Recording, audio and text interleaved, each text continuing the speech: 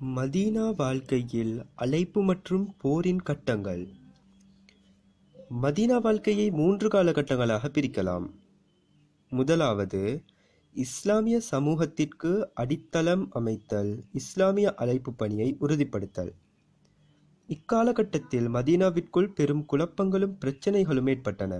மதீனாவிற்கு வெளியிலிருந்து முஸ்லிம்களை அழிப்பதற்காகவும் அழைப்பு பணியை வேரறுப்பதற்காகவும் எதிரிகள் பெரும் போர்களை நடத்தினர். ஆனால் இக்காலகட்டம் ஹிஜ்ரி 6ஆம் ஆண்டு துல்காதாவில் நடந்த ஹுதைபியா உடன்படிக்கையுடன் முடிவடைந்தது. அதற்கு பிறகு அல்லாஹ் முஸ்லிம்களுக்கு வெற்றியையும் ஆதிக்கத்தையும் அருளினான். இரண்டாவது, மிகப்பெரிய எதிரியுடன் சமாதான ஒப்பந்தம் செய்து கொள்ளுதல், அரசர்களை இஸ்லாமின் பக்கம் அழைத்தல், சதித்திட்டங்களை முறியடித்தல். இக்காலகட்டம் ஹிஜ்ரி 8ஆம் ஆண்டு ரமலான் மாதம் புனித மக்கா வெற்றியுடன் முடிவுற்றது. மூன்றாவது, குழுக்களை வரவேற்றல், அல்லாஹ்வின் மார்க்கத்தில் மக்கள் கூட்டம் கூட்டமாக நுழைதல். இக்காலகட்டம் மக்கா வெற்றியிலிருந்து 11ஆம் ஆண்டு ரபியுல் அவ்வல் மாதத்தில் நபி ஸல்லல்லாஹு அலைஹி வஸல்லம் அவர்கள் மரணிக்கும் வரை தொடர்ந்தது. ஹிஜ்ரா சமயத்தில் மதீனாவில் வசித்தவர்களும் அவர்களின் நிலைமைகளும். முஸ்லிம்கள் மக்காவிலிருந்து மதீனாவிற்கு ஹிஜ்ரா செய்தார்கள். இந்த ஹிஜ்ராவிற்கு காரணம் மக்காவில் அவர்களுக்கு இழைக்கப்பட்ட இன்னல்களிலிருந்து தப்பித்து தங்களை விடுவித்துக் கொள்வது மட்டுமல்ல, மாறாக பாதுகாப்பான ஓர் ஊரில் புதியதொரு சமுதாயத்தை நிறுவுவதும் ஹிஜ்ராவின் நோக்கமாக இருந்தது. ஆகவே ஹிஜ்ரா செய்ய ஆற்றல் பெற்ற ஒவ்வொரு முஸ்லிமும் ஹிஜ்ரா செய்து அந்த புதிய சமுதாயத்தை கட்டமைப்பதில் பங்கு கொள்ள வேண்டும். அந்த ஊரை பாதுகாப்பதற்கும் அதன் தகுதியை உயர்த்துவதற்கும் முழு அளவில் முயற்சி செய்ய வேண்டும் என்பது கட்டாயமாக இருந்தது. அந்த சமூகத்தை நிறுவுவதிலும் அதை அமைப்பதிலும் நபி ஸல்லல்லாஹு அலைஹி வஸல்லம் அவர்களே முன்னோடியாகவும் தலைவராகவும் வழிகாட்டியாகவும் இருந்தார்கள். அனைத்து பொறுப்புகளுக்குரிய அதிகாரங்கள் முழுவதும் நபி ஸல்லல்லாஹு அலைஹி வஸல்லம் அவர்களிடமே இருந்தன. இதில் மற்ற எவருக்கும் எவ்வித மனக்கசப்பும் இருக்கவில்லை. மதீனாவில் நபி ஸல்லல்லாஹு அலைஹி வஸல்லம் அவர்கள் சந்தித்த மக்கள் 3 வகையினராக இருந்தனர். இவர்கள் ஒவ்வொருவரின் நிலைமையும் பிறரின் நிலைமையிலிருந்து முற்றிலும் மாறுபட்டு இருந்தது. ஒரு வகையினரிடம் நபி ஸல்லல்லாஹு அலைஹி வஸல்லம் அவர்கள் மேற்கொள்ள வேண்டிய செயல்பாடுகள் மற்றொரு வகையினரிடம் மேற்கொள்ள வேண்டிய செயல்பாடுகளிலிருந்து முற்றிலும் மாறுபட்டு இருந்தன. அம்மூன்று வகையினர்: முதலாவது, முஸ்லிம்கள், அதாவது சிறப்பிற்குரிய நபித்தோழர்கள். இரண்டாவது, மதீனாவின் பூர்வீக குடிகளில் உள்ள முஷ்ரிக்குகள், அதாவது அந்நேரம் வரை இஸ்லாமை ஏற்றுக்கொள்ளாமல் இருந்த மதீனாவாசிகள். மூன்றாவது, யூதர்கள். மக்காவில் நபித்தோழர்களுக்கு இருந்த நிலைமையும் இப்போது மதீனாவில் அவர்களுக்கு இருக்கும் நிலைமையும் முற்றிலும் மாறுபட்டவையாக இருந்தன. மக்காவில் முஸ்லிம்கள் இஸ்லாமின் மூலம் ஒருங்கிணைந்து ஒரே நோக்கமுடையவர்களாக இருந்தும் அவர்களால் ஒரு முழுமையான இஸ்லாமிய சமூகத்தை கட்டமைக்க முடியாத நிலையில் இருந்தார்கள். ஏனெனில் முஸ்லிம்கள் பல குடும்பங்களில் பிரிந்திருந்தனர். அடக்கப்பட்டு ஒடுக்கப்பட்டு கேவலப்படுத்தப்பட்டு பலவீனமானவர்களாக இருந்தார்கள். அவர்களுக்கு எவ்வித அதிகாரமும் இருக்கவில்லை. முஸ்லிம்களின் எதிரிகளே மக்காவில் முழு அதிகாரம் செலுத்தி வந்தனர். ஆகவேதான் மக்காவில் அருளப்பட்ட குர்ஆன் அத்தியாயங்களில் இஸ்லாமிய அடிப்படை விளக்கங்களும் ஒவ்வொரு தனிநபரும் மேற்கொள்ள வேண்டிய கட்டளைகளும் குறிப்பாக கூறப்பட்டிருந்தன. மேலும் நன்மை, உபகாரம், நட்பண்புகள் ஆகியவற்றை கடைபிடிப்பதற்கு அதிகம் ஆர்வம் ஊட்டப்பட்டன. கெட்ட குணங்கள், இழி செயல்கள் பற்றி எச்சரிக்கப்பட்டன. ஆனால் மதீனாவில் முஸ்லிம்கள் வசமே முழு உரிமையும் ஆதிக்கமும் இருந்தன. மற்றார் யாரும் அவர்களை ஆதிக்கம் செலுத்த முடியாத அளவுக்கு வலுவாக பெரும்பான்மையாக இருந்தனர். ஆகவே இப்போது முஸ்லிம்கள் தங்கள் சமூகத்துக்கு தேவையான சட்டங்களையும் அடிப்படைகளையும் கற்றுக்கொள்ள வேண்டிய நேரம் வந்துவிட்டது. பொருளாதாரம், வாழ்வியல், அரசியல், போர், சமாதானம் ஆகுமானவை, ஆகாதவை, வணக்க வழிபாடுகள் என்று சமூகத்துக்கு தேவையான அனைத்து அம்சங்களும் விரிவாக விளக்கப்பட வேண்டிய தக்க நேரம் இதுவாகவே இருந்தது. ஆம், 10 ஆண்டுகளாக பல துன்பங்களையும் வேதனைகளையும் எதற்காக முஸ்லிம்கள் அனுபவித்து வந்தார்களோ அந்த அழைப்புப் பணிக்கு வழிகாட்டியாக ஏனைய மனித சமுதாயத்திலிருந்தும் அறியாமைக்கால சமூகத்திலிருந்தும் முற்றிலும் மாறுபட்ட ஒரு சிறந்த சமுதாயத்தை முஸ்லிம்கள் அமைக்க வேண்டிய காலம் இப்போது வந்துவிட்டது. இது போன்ற சமுதாயத்தை அமைப்பது ஒரே நாளில் அல்லது ஒரே மாதத்தில் அல்லது ஒரே ஆண்டில் சாத்தியமல்ல. மாறாக சட்டம் அமைத்தல், ஒழுங்குபடுத்துதல், பயிற்சி அளித்தல், கல்வி புகட்டுதல், சட்டங்களை செயல்படுத்துதல் என அனைத்தும் முழுமை பெறுவதற்கு ஒரு நீண்ட காலம் தேவைப்பட்டது. அல்லாஹ் இம்மார்க்கத்தை அமைப்பதற்கு முழு பொறுப்பாளியாக இருந்தான். அல்லாஹ்வின் தூதர் ஸல்லல்லாஹு அலைஹி வஸல்லம் அவர்கள் அல்லாஹ்வின் புறத்திலிருந்து அவனது சட்டங்களை செயல்படுத்தினார்கள், அதன் பக்கம் வழிகாட்டினார்கள், முஸ்லிம்களை சீர்படுத்தி தூய்மைப்படுத்தினார்கள். கல்வி அறிவில்லாத அரபு மக்களில் அவர்களில் உள்ள ஒருவரை அவன் தன்னுடைய தூதராக அனுப்பி வைத்தான்.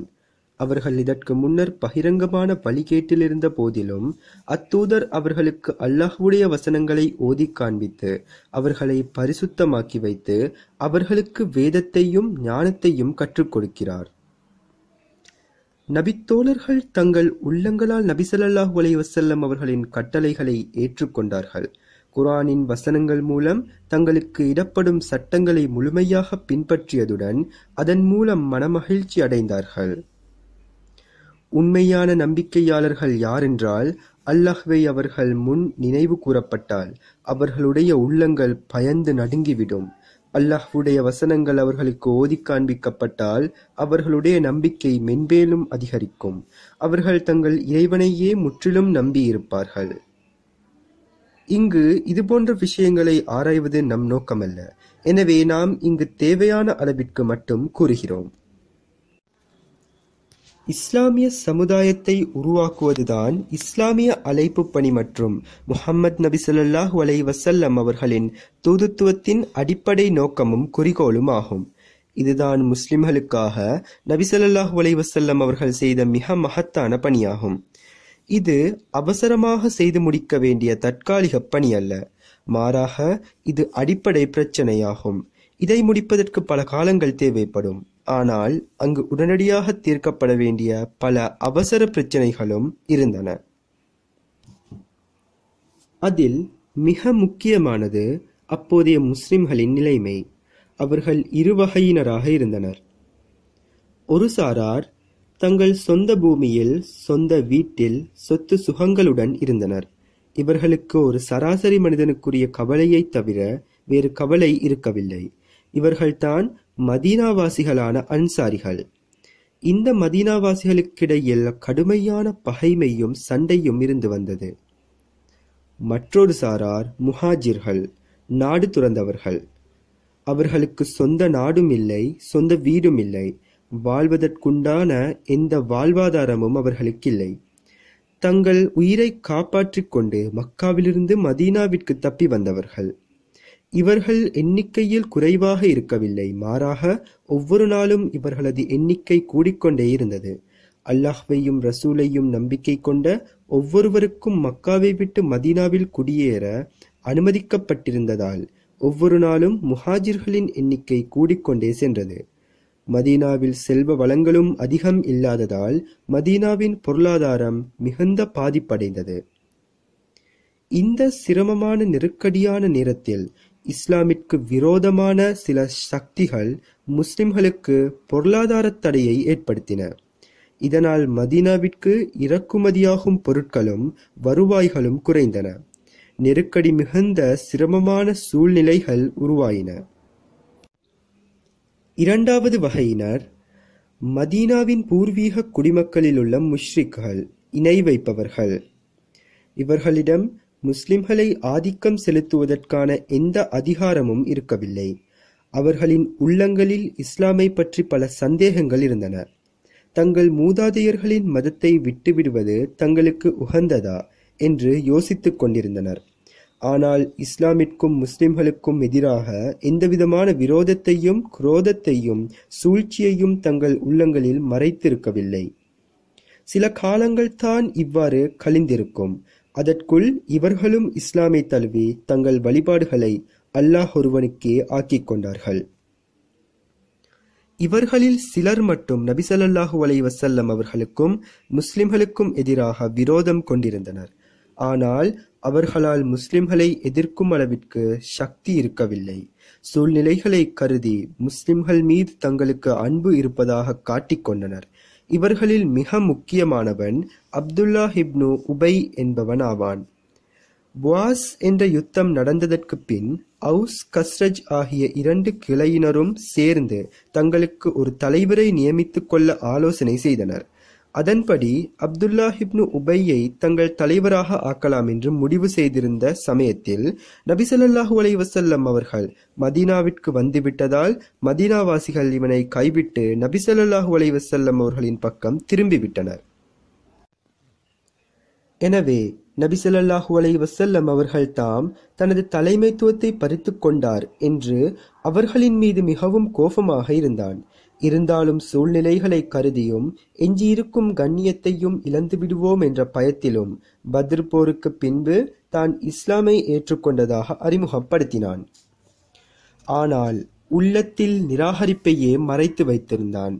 நபி ஸல்லல்லாஹு அலைஹி வஸல்லம் அவர்களுக்கும் முஸ்லிம்களுக்கும் எதிராக சூழ்ச்சி செய்வதற்கு கிடைக்கும் சந்தர்ப்பங்களை பயன்படுத்திக் கொண்டு அவர்களுக்கு தொந்தரவு கொடுத்து கொண்டிருந்தான்.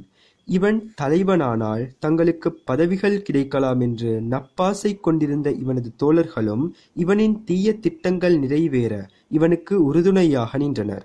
சில நேரங்களில் சில வாலிபர்களையும் சில அப்பாவி முஸ்லிம்களையும் தங்கள் தீய திட்டத்தை நிறைவேற்றுவதற்காக யாரும் அறிந்து கொள்ளாத வகையில் பயன்படுத்திக் கொண்டனர். 3ஆம் வகையினர் யூதர்கள். உண்மையில் இவர்கள் இதற்கு முன் நாம் கூறியவாறு அஷ்வர் மற்றும் ரோமர்கள் காலத்தில் தங்கள் மீது இழைக்கப்பட்ட கொடுமைகளால் ஹிஜாஸில் குடியேறினர். இவர்கள் இப்ரானி இனத்தை சேர்ந்தவர்கள். ஆனால் அரபு பிரதேசத்திற்கு வந்ததால் தங்கள் உடை, மொழி, கலாச்சாரத்தை மாற்றிக்கொண்டார்கள். தங்கள் பெயர்களையும் தங்கள் குலத்தின் பெயர்களையும் அரபிய பெயர்களைப் போன்று மாற்றிக்கொண்டனர். தங்களுக்கும் அரபியர்களுக்கும் இடையில் திருமண உறவுகளையும் ஏற்படுத்திக் கொண்டனர். ஆனால் தங்கள் இனவெறியை மட்டும் தக்க வைத்துக் கொண்டனர். முழுமையாக அரபிகளுடன் ஒன்றிவிடவில்லை. தாங்கள் இஸ்ரவேலர்கள், யூதர்கள் என்று பெருமை பேசிக் கொண்டிருந்தனர். இதனால் அரபியர்களை மிக கேவலமாக கருதினர். அரபியர்களின் சொத்துக்கள் தங்களுக்கு ஆகுமானது என்றும் தாங்கள் நாடியபடி அவற்றை அனுபவித்துக் கொள்ளலாம் என்றும் கருதினர்.